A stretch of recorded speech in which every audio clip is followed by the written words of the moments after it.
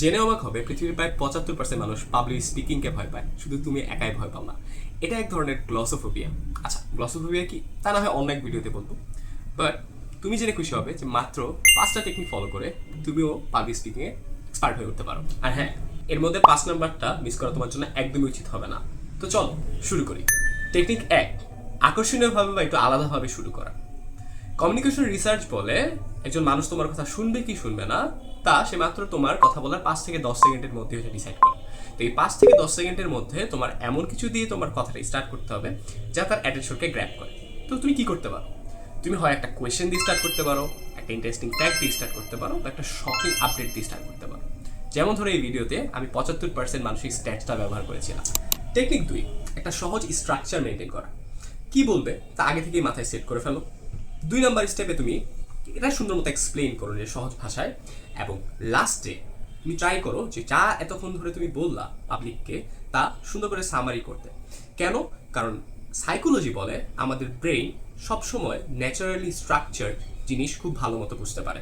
So তুমি যদি প্রথমে কি বলবে তা নিজে ফিক্স রাখো মাথায়, এবং সেটা সুন্দর মতো এক্সপ্লেন করো সহজ ভাষায়, এবং লাস্টে একটা সামারি দিয়ে দাও, তোমার পাবলিক স্পিকিং কিন্তু অনেকটাই মিনিংফুল উঠবে। টেকনিক 3, বডি ল্যাঙ্গুয়েজ মেনটেন করা।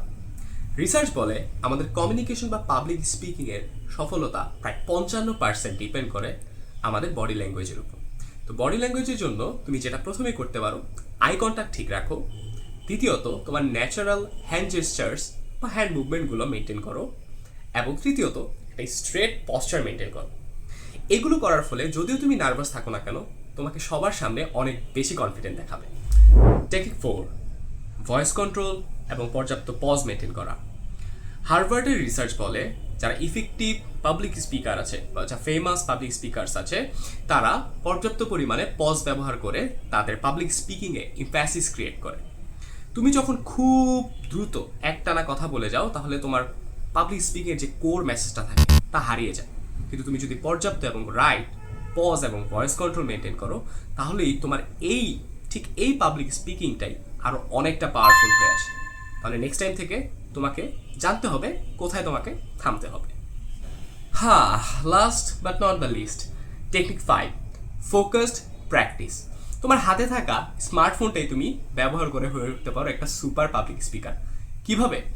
তুমি ডেইলি বেসিসে একটা টপিক সিলেক্ট করতে পারো, তোমার মোবাইলের ক্যামেরা অন করে সেটা প্র্যাকটিস করো। আমরা ইতিমধ্যে যেই 4টা টেকনিক শিখলাম, সেটার মধ্যে কোনটা তুমি মিস করে ফেললে সেটা তুমি আইডেন্টিফাই করো এবং স্টেপ বাই স্টেপ নিজেকে ইমপ্রুভ করে তোলো। বিশ্বাস করো, তুমি যদি এই 5টা টেকনিক ঠিক মতো রেগুলারলি ইউজ করতে পারো, তুমি ইনশাল্লাহ একটা ভালো, ডেভেলপ এবং বেটার পাবলিক স্পিকার হয়ে উঠবে ইন নো টাইম। তো কমেন্টে জানাও যে কবে থেকে তুমি তোমার পাবলিক স্পিকিং এর জার্নিটি শুরু করতে যাচ্ছ। আর তোমার যদি আমার এই কন্টেন্টটি ভালো লেগে থাকে, don't forget to follow me and react and share and comment on this video. দেখো ইনশাল্লাহ আরেকটি নিত্য নতুন ভিডিও নিয়ে। টিল দেন, ভালো থেকো। আসসালামু আলাইকুম।